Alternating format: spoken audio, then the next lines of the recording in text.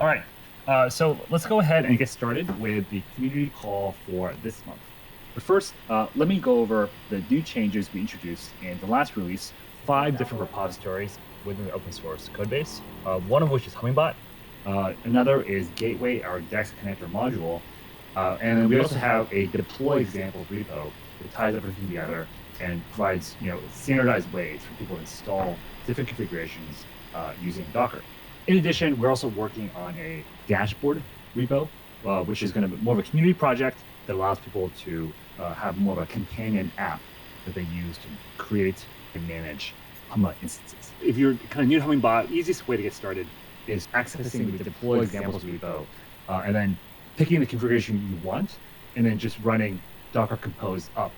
One note is that we are fixing an ongoing issue with the gateway module. We recently moved the token lists out into the conf directory to allow users to be able to edit and add tokens. However, that seems to have some issues, especially when users are trying to update gateway and client. Sometimes token lookup may not be working. And if you encounter the issue, restarting both gateway and the client should fix it. This is an ongoing issue. We're still trying to track down the root cause, but we're pretty confident we can get this fixed pretty soon. So one of the biggest changes in version 1.18 was the addition of Python 3.10. Before this, Hummingbot was built using Python 3.8. Our CTO Fede spent a lot of time in the last release, making sure that all the features in Hummingbot and all the connectors work with this upgrade. In addition, this upgrade should, in addition to improving performance and reliability, it also allows users who are using that new Apple M2 chipset to use Hummingbot, whereas before it wasn't supported. Another change that was pretty big was in the gateway repo. Victor from Coin Alpha, he took a Bounties and refactored every single chain endpoint into a set of standardized ones. And we think that going forward, every new connector should override these existing endpoints or propose new ones. However, there should be no slash Ethereum slash approve or slash Kujira slash tokens. That kind of browser structure is not going to be this kind of standardization that Gateway is intended to be. Another big change in Gateway was the addition that basically just get the price from that pool, or you can use their smart router. We initially built Gateway assuming that people would want to use a router because we thought price would be the most important attribute to care about. But it turns out that the router is a bit buggy, and it's also a lot slower. Thanks to community developer v1.18. Now you can define whether you want to use a router or access a pool directly. And by default, you're going to access the pool directly. So in this last release, we've been starting to add kind of more support for our gold and silver connectors. So we added candles feed and market order support to Ascendex. And finally, we have a new connector, order book decentralized exchange protocol called Vertex. This is built on Substrate, which is the Polkadot ecosystem. This connector actually does not use Gateway. So it connects directly via the client, which is actually a model that we think is worth exploring. And finally, we're still doing regular meetings for our experimental Hummingbot dashboard community project. We've actually made a lot of progress in the last couple of weeks on this. We sort of standardized the base classes that every page should have. And so the next meeting we do, which I believe is next week, I think we'll have some pretty cool updates for you guys. A few other things. So we've added a few more script examples, especially for directional strategies. There's also an AMM data feed example, which I think will be really useful for people who are want to hedge something on a centralized exchange based on something happening on a DEX in what way. So overall, we want to encourage the community to both submit scripts and for us and merge them in, because these scripts should provide a library of examples that people can use going forward. So for governance, I think we've really kind of solidified what governance means and what it's for, which is really to have the community tell us, which exchanges should we actually invest our time and create bounties for, and which ones are just not being used, so they should be removed from the database. And last poll, these connectors didn't meet the minimum voting power threshold, so they have been removed from the code base. And we've also removed the Arun Oscillator strategy. We'll just do this poll every 3 months. Our goal is to have a set of really high quality connectors in the code base that are constantly evolving, because the exchange landscape and crypto keeps changing, and what people want to use and what they want us to support, we believe will constantly evolve. And finally, there's lots of other changes here. So overall, I think that from a development standpoint, Hummingbot's really kind of turned into a community-based code base, and we view our job as not so much like writing a bunch of code, but kind of like aligning the bounties and ensuring that development power is being spent aligns with what the community actually needs. But hopefully, we can create the space for more and more community members to earn bounties and to actually do a lot of the work. And that way, I think we can really leverage the power of open source. So with that, give you an update on community bounties. The first one was this announcement of USDC bounties. We think that'll be better for people because currently the only really active market for HBOT is Uniswap. Pretty high slippage. Gas costs are like $5 now. So it's a bit more process on our side, but we think this will be much better for the users who are recent. If you have any questions on this, you can contact Carlito, our community manager, who's managing this process on the support channel on Discord. So we have been seeing a bunch of interest in bounties. So this is what our current bounty support looks like. For instance, the ones we added last week were snapshots to upgrade the MEXC connector, as well as the Coinbase spot connector.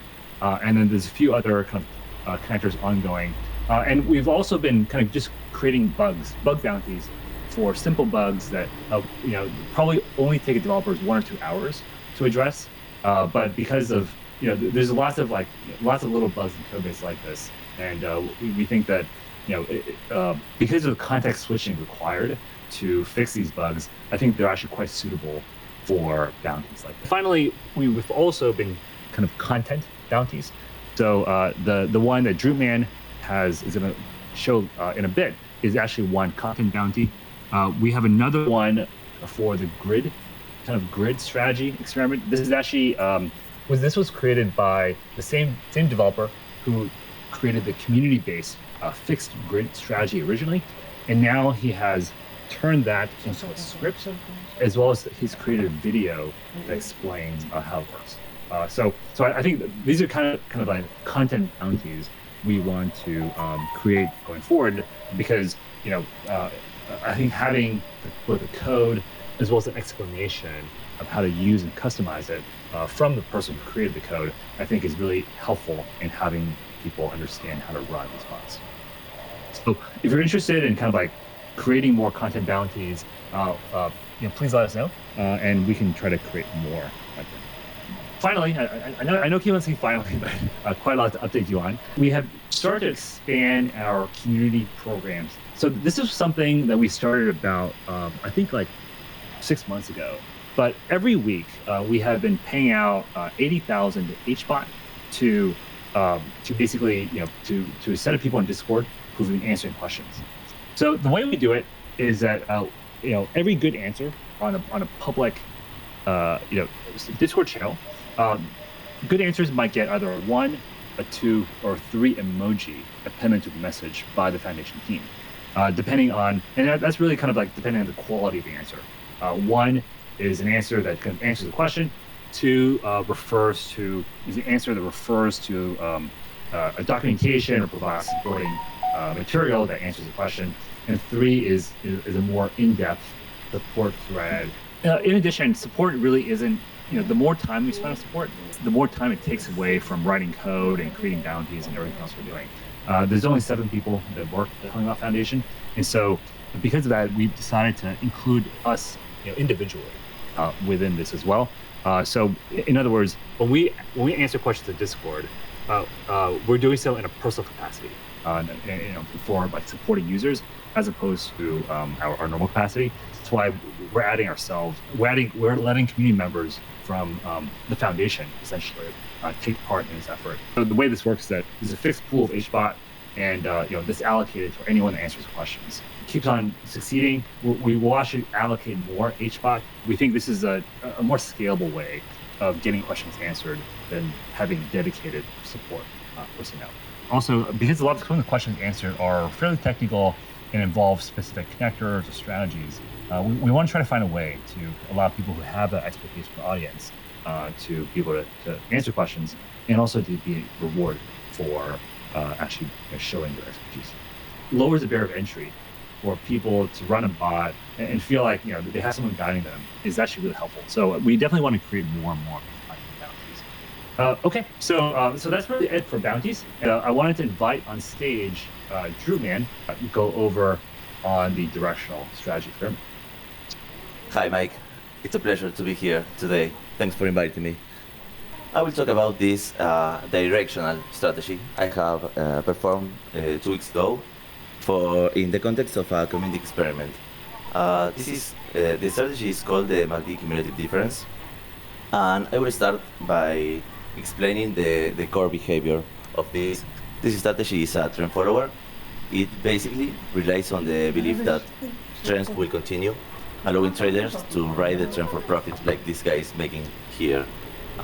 We can identify these trends with technical indicators and moving averages. So I will be using the MACD indicator that is pretty popular. So let me show you please this picture so we can see it better. Here we have this popular MACD signal is that when these lines crosses, it can be a bullish signal or a bearish signal. So look how much signals I have highlighted here with these little circles. But if we look here, there is a kind of problem here because these price movements aren't correlated with these trading signals, so we are getting kind of fake signals. So the idea of this strategy is basically trying to figure out all of these fake signals. If I had to choose 2 signals from here, I would choose this one because it was a very good short position, and this one because it was a nice long position. So I like to make an analogy here. These are like sea waves, these trading signals. So what we are looking for is to catch up waves like this and trying to ignore all of these ones that they won't take me anywhere. It was a trend follower based in this MACD indicator. So we can say that when the histogram is positive, we have a bullish trend, and when it's negative, we have a bearish one. So the hypothesis I designed for this experiment is that the MACD histogram signal will be valid only when there is a sustained momentum change. What I'm trying to do here is to measure the direction holding of this histogram. So look at this very green bar. I'm starting to count here in a cumulative way all the differences between consecutive bars. So what I'm doing here is trying to form exactly like a sea wave. I will be confirming this trend at this very point because I have set up this threshold here. That this threshold is basically trying to tell to my bot that write these waves and not these ones. I'm trying to take this out. You can use pandas here, so you can do everything. Then you're going to get the signal. Here I'm going to override the take profit and stop loss size. I will discuss this later. And I will defining the long and short entries. Finally, we're going to set up some class attributes like the exchange, trading pair, interval, and so on. So I will start with this get processed data frame method. I have prepared this table here. I don't know if I would have enough time to talk about this, but I will jump directly into the method because I think it's the most interesting thing. The first thing we're going to do here is we're going to load the candles. Here I'm setting up this MACD indicator. Look that you only need to add the second line here. I'm using pandas TA. This is a technical indicators library.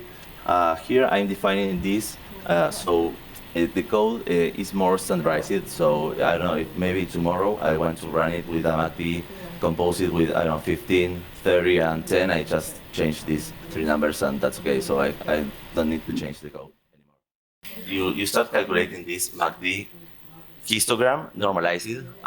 I invite you guys to see the video Hummingbot uploaded to YouTube because I talk about normalization there. So I'm calculating this volume. Then I am performing this difference I'm just calculating this difference. 2 minus 1 is 1, 3 minus 2 is 1. So this is the difference between consecutive periods. This column is like an event tracker. Every time I got a sign change here, I set this event like true. So I can perform this cumulative sum here, giving an IV for every group. So I can group by and perform a cumulative sum for every graph. So this is what gives the indicator this. Actually, can I ask a quick question?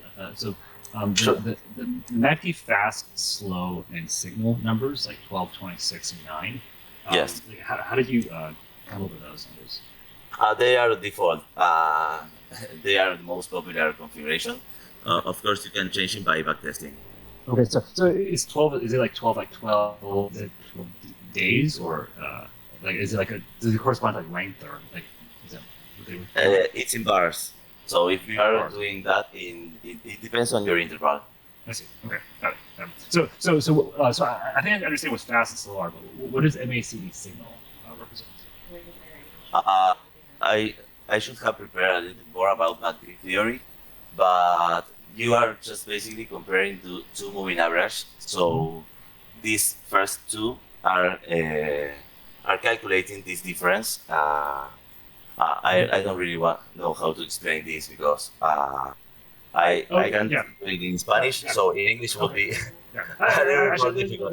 Let me rephrase actually. So I think the MACD. I think I have a rough understanding that kind of like there's you're getting like a one line, which is like the trend for the last 12 bars. That's MACD fast.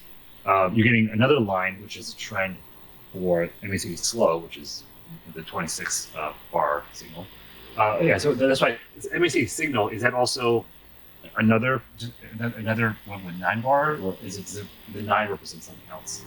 Yes, with the 12 and 26 values, you are calculating a line. And then with the other one, with the 9, you are comparing it so you can see if the trend is converging or diverging. So this Got is it. Okay. I see. how does it work. It's a little bit complex, the method. It uses exponential moving average. I would share a video of the MACD that I have watched, and it's really simple. Okay, perfect. I think that if you have a link with the background information, you can drop it. Yes. They will certainly do it better than me. English isn't even my native language, so your English is a lot better than my Spanish. Okay, so I will move on to the get signal method. Here, look that I am presenting these two initial conditions, the very shambolish signals, and I'm adding these conditions with the MACD cumulative difference thresholds. I mean, this is like the anti-waves condition. And the method, basically, what it's doing, it's very simple. It's getting this processed data frame that I have just shown you. And I'm setting these two thresholds here, and I'm getting the last row. So I can perform this very simple logic, so I can get this signal. 1 is for long, -1 is for short, and 0 is nothing. So doing this, I will jump into the strategy config. As we are in a directional framework, we need to choose the side because we can play both long and short positions. We can exit them by take profit, stop loss, or time limits. These are like the entire universe of results you can get, but I like to talk about the 7th scenario, that is this one. I don't know if you watch your bots performing live, but if you do and you are at this point, you will probably get like this guy because you were really so close to reach to the take profit barrier. You finally ended by exiting in the stop loss position.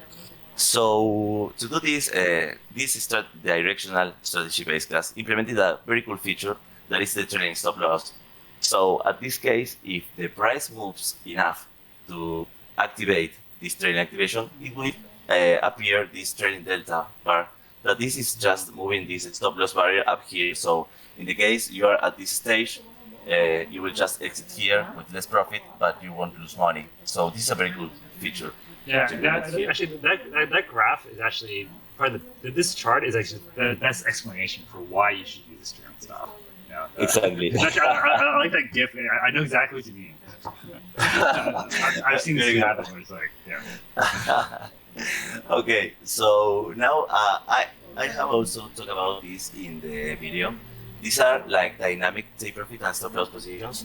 I'm using this target variable because I have read this book, Advances in Financial Machine Learning. Marcos Lopez de Prado gives this measure to even perform the triple bar method. So we have basically with Fede and my friends translated here to this, and you just calculate your standard deviation from the close price, you normalize it, and then you can set up this take profit and stop loss. I don't know, maybe if you set these multipliers to 1, you will get one standard deviation up and one down. You can use 0.5 or 2, maybe, I don't know, but you need to adapt to the market because the price moves continuously. And if you set a constant position, then market changes. So it's a good idea to do this. This is another backtesting parameter to train. Adding the target variable in the previous code is very simple. In get processed data frame is just pandas. It's very simple to do this.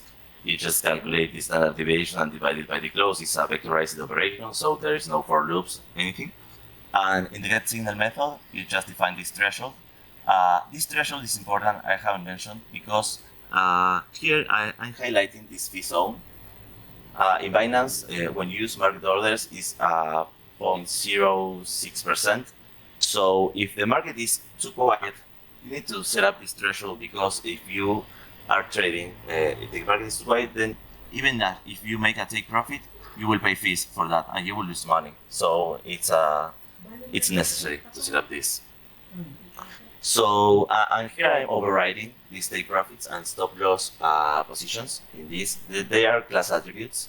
So it's really simple. You just need to put this target and multiply it by these multipliers. So it's very simple to implement this. So these are the class attributes I mentioned before. Here we're defining the name, the strategy name, the trading pair, the exchange, interval, order amount, leverage. And here we're defining this position configs, like the time limit that is in minutes, our trading stop activation delta, and our trading delta. Finally, the multipliers that I have added this, they are not present. I don't think Fede should say that if they are in the strategy-based class, but yeah. I choose one for this. Yeah, it's not there yet, but I do think I think adding multipliers in the future would be a good thing to add. I do agree. It should be based on the volatility of the market, not based on this. Nice. So now it's time to deploy. I have prepared this for you today. I will open my terminal. I'm using Ubuntu, and it's very unfriendly for this kind of stuff. I want to show you the bot performing live, so you can see the candles field, you can see the MACD cumulative indicator on live, and maybe if we are lucky, we can see a position opening. Okay. But anyway, I will jump for this now. I won't lose your time. I'd like to share some of the results I got here. They went pretty well. In fact, I lost money. I didn't want to tell this up to this moment, but the good thing, even of this, is that it's a very balanced bot. I mean, sells and buys orders were pretty balanced, and I have implemented this trading stop feature, so it worked in some way. So I'm happy for this. And finally, remember that I was saying that I wanted to ride high waves. So I think that this is happening here. So even I have lost money, I think I have validated this idea, because here we can see that in these sideways markets there isn't very movement, and I need to think why is this happening here. But at this point, at the big waves, I'm surfing. Now I need to teach to that surfer that he needs to jump out of the wave in a certain moment. I need to think in a complementary indicator, such as, I don't know, maybe RSI or something like that, that tell me, okay, stop, jump, so he doesn't crash. So, well, that's it. I have one question. So we ran this. Was this on like did you backtest any of the settings before you did this, or did you just run it run the same settings you showed before? In fact, yes, I have tested. That's a very good question because doing this experiment in live performing makes me realize that most of the backtesting tools are based in the close price. So it depends on your resolution of which candles can you download to get results, and that's different in the reality. Because, for example, look at this. Here, backtesting would only have given me uh, 1, 2, 3, 4 positions, and look how I opened here. So thinking about backtesting in a high resolution way, I think it's a better solution to do this. Or you can just run your bot. I mean, This is 10-second candles, right? 10-second candles on okay. Have you looked into 1-second candles? Yes, but as I'm performing several experiments, maybe every time you add a new variable, the 5 values it multiplies a lot. So using 1-second candles is really prohibited. Okay. But overall, though, I think I actually think your result is actually a pretty good one, which is like it's you're really only using kind of like a very simple indicator, and you're able to get 46%. Win ratio. Yeah. So they should be able to build on top of that and iterate for some things. Well, but I think this is actually, I would think, something that a lot of new algo traders don't realize, which is it's not like a binary make money or lose money thing. It's typically like hopefully your starting point is you're not losing that much. Usually you're always losing money. It was that easy to make money, then everyone would be doing it. So initially it's more like you want to try to find a strategy that has potential, and then you can iterate on that strategy and hopefully get that strategy point where it's to be profitable, like 51+% win ratio. And then when you do that, then you just keep on running that strategy, but you should expect that eventually it's gonna, the win ratio is gonna go down, and you need to get it back by other gains. So I think it's more like an iterative process, it's a spectrum of probability, rather than yes or no. Exactly. Another thing I'd like to add here is that this cumulative difference concept, you can use it in other stuff apart from the MACD, because, for example, when you watch Bollinger Bands, they can be diverging, and when they are turning back, you can measure it with this kind of indicator. So it's a very simple way of avoiding, I don't know, maybe derivative functions or calculating intersection angles for this, trying to measure this intensity. So it's a very good tool. So you're basically just adding up the total, like how big the difference is. Is that what you mean? Okay. Yes, it's like a direction holding measure. That's essentially what it's doing. Nice. So one comment from Wojak, he says, he suggests that you add one more factor to the strategy, like order size. So is that something you've thought about or considered? Yes, I have considered that. I think that if we are using something like a machine learning model fitted by this, you can use the predict probability as a size measure. I've been working with that with Fede a lot, and he does that kind of alien stuff. So I'm trying to learn from him this kind of stuff. Yeah, well, that's definitely, I think, where Hummingbot is headed toward. I think once we have the candles feed, we have the backtesting module, done in the dashboard, then people can really start to do, true machine learning and maybe even like some deep learning, and get some real AI in here. Yes, I think that we, the humans, can barely understand what's happening, but I think we should delegate that to the machines. They are better than us in that way. Yeah, definitely. So, do you have, I'm reading the chat if there's any other question. Actually, there was one question from Wojak, which is, is this a lagging signal? And if so, how far is the lag behind current price action? Oh, that's a very good question. Let me think. When you mean lagging, by lagging, it depends on your threshold. I mean, if you set I don't know if I'm answering what you are asking, but if you choose a little filter then the lag will be lower. And if you choose a very high threshold, you will lag it so much. But you need to be careful with this because you want to be very late, but you don't want to be very low. I might think in some dynamic threshold too. That would be nice. Yeah. The way I would answer the question is, I think like the goal is always to try to get a leading signal, because like you want to try to predict where the price is going to go. But I think there is like an art to it, because it's like if you just kind of follow the price, then you can be trading too often and not really making money. So ideally you only want to like trade, like you want to kind of the balance between like predicting where the market's going to go, but not trading too often and trading transaction costs. Okay. Yes, another way you can see this is I need to think about this lagging scenario.